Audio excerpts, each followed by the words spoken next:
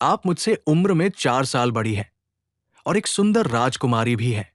क्या आपको मुझ जैसे चोर को मजबूर करते हुए जरा भी शर्म नहीं आती? राजकुमारी मालविका की घटिया फरमाइश सुनते ही चोर अघोर का दिल टूट कर रह गया। तुमने मेरे 50 लाख स्वर्ण मुद्राओं का घोटाला किया है। उसके बदले में तुम जैसे मामूली लड़के की इज्जत कोई बड़ी बात नहीं है। वो बेशर्मी की सारी हदें पार कर चुकी थी। हालात की मार ने अघोर को उसकी बात मानने पर मजबूर कर दिया। ठीक है, लेकिन अगर आपको मेरे साथ रात बितानी है तो उससे पहले तुम्हें मुझसे शादी करनी होगी। फिर चाहो तो सब सुबह तलाक दे देना। मालविका की ये शर्त उसने मान ली। मगर जिस रात उसने अघोर को अपने पति के रूप में छुआ, उसके मासूम और नाजुक वजूद का ऐसा नशा उसके सिर चढ़ा कि वो उसकी दीवानी बन गई। तो दोस्तों, बहुत पुराने समय की बात है। एक राज्य का नाम था अमरगढ़। राजा रणविजय सिंह वीर, अनुशासित, कठोर, और रानी मालविका। मालविका कोई साधारण रानी नहीं थी। वो राजनीति समझती थी, राज्य की अर्थव्यवस्था जानती थी, प्रजा की नब्ज पहचानती थी। लेकिन राजा ने उसे सिर्फ सिंहासन की शोभा बना दिया था। राजा के लिए रानी का अर्थ था वंश बढ़ाने वाली स्त्री, और यही से सबसे गहरी दरार शुरू हुई। वर्षों बीत गए, संतान नहीं हुई। दरबार फुसफुसाने लगा। मंत्रियों ने राजा के कान भरे। राजा ने दूसरा विवाह करने की बात उठाई। यही मालविका टूट गई। उसे संतान का दुख नहीं था, उसे अपमान का दुख था। उस रात उसने खुद से पूछा, क्या मेरा अस्तित्व सिर्फ गर्भ तक सीमित है? उसी समय अमरगढ़ में एक चोर की चर्चा फैलने लगी। नाम था अघोर। वो गरीबों के घर चोरी नहीं करता था, वो सिर्फ महल और अमीरों को लूटता। प्रजा उसे चोर नहीं, न्याय का साया मानने लगी। मालविका ने पहली बार उसे महल की छत से देखा।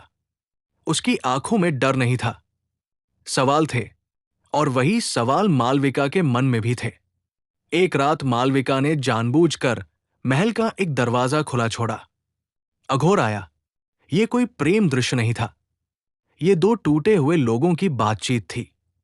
अघोर ने पूछा, आपके पास सब कुछ है, फिर भी आप खाली क्यों हैं? मालविका ने जवाब नहीं दिया, क्योंकि पहली बार किसी ने उससे सच पूछा था। कुछ दिनों बाद राजा ने निर्णय लिया, मैं दूसरा विवाह करूंगा और मालविका को राजमहल के पिछले हिस्से में भेज दिया जाएगा। यह हत्या का बीज था। यह फैसला सिर्फ विवाह का नहीं था, यह उसकी पहचान की हत्या थी।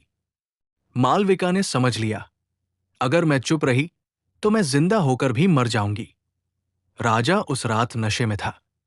उसने मालविका को अपमानित किया। मालविका ने तलवार उठाई। यह कोई अचानक हुआ वार नहीं था, यह महीनों की घुटन का परिणाम था। वार के बाद उसने रोना नहीं किया। उसने सिर्फ कहा, अब मैं अपनी कहानी खुद लिखूंगी। अब सवाल उठता है, चोर से शादी क्यों? क्योंकि अघोर सत्ता का भूखा नहीं था, राजा बनने की लालसा नहीं रखता था, और सबसे अहम, वो मालविका से डरता नहीं था। ये प्रेम नहीं था, ये रणनीतिक गठबंधन था। अघोर को मजबूर किया गया, या तो मेरे साथ राज करो या मेरी सच्चाई के साथ मरो। विवाह हुआ। प्रजा स्तब्ध थी। अघोर राजा बना, लेकिन सत्ता मालविका के हाथ में थी। ये रिश्ता प्रेमहीन था, भरोसेहीन था, और अपराध से बंधा हुआ था। दोनों एक दूसरे के कैदी थे। राजगुरु को शक हुआ। सवाल उठे, प्रजा बंटी। अंततः मालविका ने दरबार में कहा, हां, मैंने राजा को मारा, क्योंकि उसने पहले मुझे मारा था, मेरे सम्मान को। यह वाक्य राज्य को हिला गया। मालविका को वनवास मिला, अघोर ने सिंहासन छोड़ा, राज्य बच गया। लेकिन सवाल रह गया, क्या मालविका अपराधी थी या व्यवस्था की शिकार? जंगल में मालविका ने लिखा, मैंने हत्या की, लेकिन मरने से पहले। इतिहास ने उसे हत्यारिन कहा, लेकिन जो समझे वे जानते हैं, कभी कभी अपराध जीवित रहने की आखिरी भाषा होता है। मालविका को जिस वन में भेजा गया वो साधारण जंगल नहीं था, वो जगह थी जहां पहले भी राजनीतिक अपराधियों को धीरे धीरे भुला दिया जाता था। दरबार का निर्णय साफ था, रानी जिंदा रहे लेकिन उसकी आवाज मर जाए। मालविका ये समझ चुकी थी। वनवास उसके लिए अंत नहीं था, ये अवलोकन का समय था। अघोर सिंहासन छोड़ चुका था, लेकिन उसकी आत्मा अब भी राजमहल में कैद थी। लोग उसे चोर नहीं, राजा हत्यारे का साथी कहते। रातों में वो बार बार वही सपना देखता, रणविजय की आंखें और मालविका का स्थिर चेहरा। वो समझ गया, मैंने सत्ता नहीं चुनी, सत्ता ने मुझे सजा दी। मंत्री हरिदत्त, जो पहले मौन था, अब सबसे शक्तिशाली हो चुका था। उसने जनता में ये बात फैलाई, राजा की हत्या रानी और चोर की प्रेम कथा थी। सच को सनसनी में बदल दिया गया, क्योंकि भीड़ को कारण नहीं, कहानी चाहिए होती है। जंगल में मालविका ने विलाप नहीं किया। उसने वहां की स्त्रियों को देखा, जिन्हें व्यवस्था ने चुप रहना सिखाया था। उसने उन्हें पढ़ना सिखाया, लिखना सिखाया, सोचना सिखाया। धीरे धीरे वो रानी नहीं, नेतृत्व बन गई। एक दिन एक साधु आया। उसने मालविका से कहा, तुम्हें दंड नहीं मिला, तुम्हें परीक्षा मिली है। मालविका ने उत्तर दिया, और परीक्षा का उत्तर इतिहास होगा। उसने समझ लिया, अब लड़ाई तलवार की नहीं, कथन की है। एक रात अघोर जंगल पहुंचा। वो माफी मांगने नहीं आया था, वो सच जानने आया था। उसने पूछा, अगर समय पीछे लौटे तो क्या तुम फिर वही करती? मालविका ने कहा, हां, क्योंकि उस दिन मैंने खुद को चुना था। अघोर पहली बार रोया। मालविका के विचार जंगल से गांवों तक पहुंचने लगे। लोग सवाल करने लगे, क्या रानी सच में अपराधी थी? हरिदत्त घबरा गया। उसने आदेश दिया, मालविका को समाप्त कर दो। हत्यारे जंगल पहुंचे। मालविका भागी नहीं। उसने कहा, अगर मेरी मृत्यु लोगों को सच सोचने पर मजबूर करे तो ये सौदा मुझे मंजूर है। लेकिन तभी अघोर सामने आया। उसने पहली बार किसी के लिए तलवार उठाई। संघर्ष हुआ, हत्यारे मारे गए, लेकिन अघोर घायल हो गया। मरते समय उसने कहा, मैं चोर था, लेकिन आज पहली बार इंसान बना। अघोर की मृत्यु के बाद मालविका गायब हो गई। कुछ कहते हैं वो पहाड़ों में चली गई, कुछ कहते हैं वो आज भी किसी गांव में लोगों को सोचने की ताकत दे रही है। इतिहास फिर चुप हो गया। अघोर की मृत्यु के बाद जंगल में अजीब सी शांति फैल गई।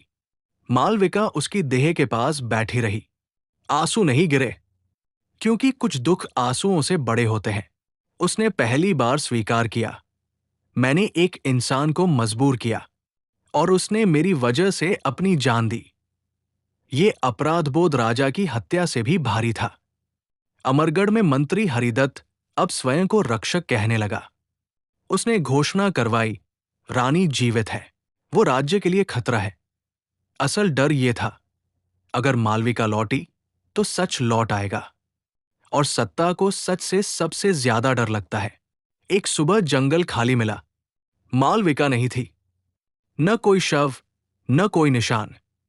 कुछ बोले वो मर गई, कुछ बोले वो भाग गई, लेकिन सच ये था, मालविका ने खुद को कहानी से अलग कर लिया था। मालविका के जाने के बाद भी उसके विचार नहीं गए। जंगल की स्त्रियां अब चुप नहीं थी। गांवों में सवाल उठने लगे, क्या राजा हमेशा सही होता है? क्या रानी सिर्फ गर्भ होती है?